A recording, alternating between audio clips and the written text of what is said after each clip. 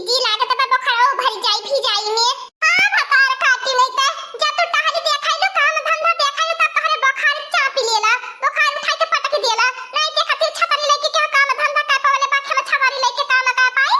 आ काने के धुन की लागल बा हमें मालूम नहीं छाता कहां जात बा ए हमार बाकी चिच्ची बूढ़ा के जैसा हमने खेते नहीं आवे दहनी कहली कि नाश्ता पानी बूढ़ा लेके आई हां आ बहन देखत हो बूढ़ा कहीं आता पता नहीं बा लेकिन हमार बाकी चिच्ची अपन सबका बूढ़ा बहुत कंजूस मेहरारू है बहुत कंजूस मेहरारू इनाई बूढ़ा कहीं है रोपानी सोहनी करवावे खातिर लादू चाटी मजदूर लगाई देई एही तीन पतोहिन के घर पर सगरो टहली बजवई है खेता पर सगरो टहली बजवई है हमने के कितना जान रही हमार बाकी चिच्ची कि हमने टहली बजाई बे अरे हमन का शरीर बा हम लोगन कहिए थकी हारी ल मानी लिया लेकिन त बूढ़ा कहां से समझे हमन का दारा दी उनकर बिटिया रहतिन तब न समझती अपने बिटियन का दुख तकलीफ पतोहिन का दुख तकलीफ कहां केहू के लौकाला चाय दलाल के दखलाई का कई जाए अपन सब जने खेता मन का खाई जाला त करे के परबे करी खाली दाऊ बाबा के कुली न मनावा कि बिजली तरह की न बरसे नहीं तो बिजली मार देते खेता में रह जा हमन के पतो नहीं पाई का हो हमार बाकी जिज्जी बहुत नीक लागत धनवाला पानी करत का तू होई लागत है हमार दखला जिज्जी बहुत नीक लागत धान कर पानी करत का हमार के कन्या जवाब देथी मुझ के लागल मुचुरे कल यही नहीं सीधा होती बाय टेढ़ होई गई बाय 4 बीघा सब ये से रोपत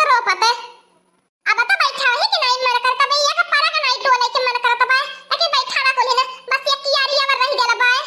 ए मटकना मलाल की दखी नाही तो नहन एकदम पतन कान कने जमाने के मेहरारू बाटा कुल्ही ने माने धान लगावत बाटा कुल्ही ने कजरी गावता गाना गीत गावता तो ऐसे खेतवा छट्टा से रोपाई जाता मनन के पतो नहीं लागत चाय चुगलाई बतियावे के रही तो सारा दिन चाय चुगलाई बतियाबा मुंह नहीं थाकी और जब गीत गाना गावे के परी तो तोहर लोगन के आईबा नहीं करते मुंह जरी जाला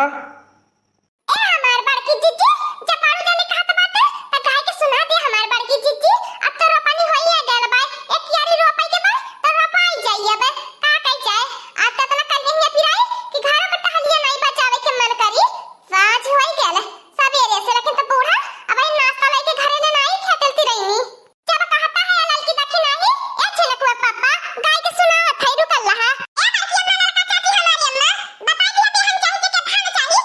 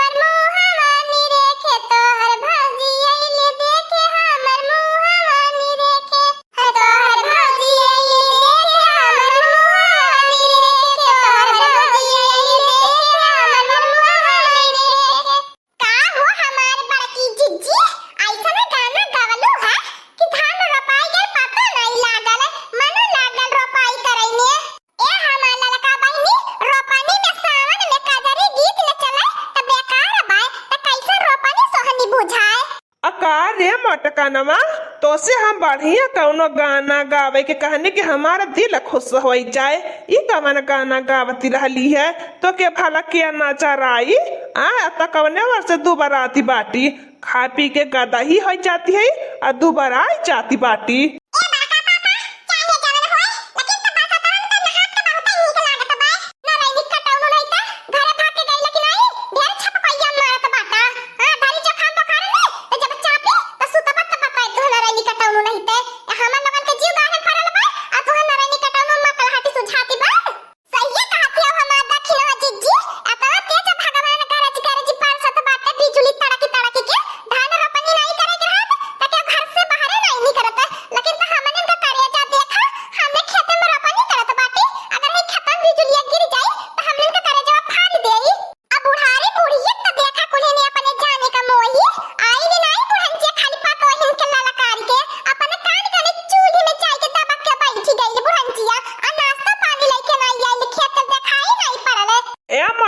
भैंसिया हाथी नंदनवा हमारे अम्मा तो कुछ कहे मती। हमारे अम्मा इतना बुढ़ाई गई बाई आई खेते में रोपनी करे हमहू रोपनी करी तो न रोपनी करे हमारे अम्मा में रोपनी करे। हाँ बताए थे नानी लोगन अगर हमारे अम्मा कुछ कहलू तो।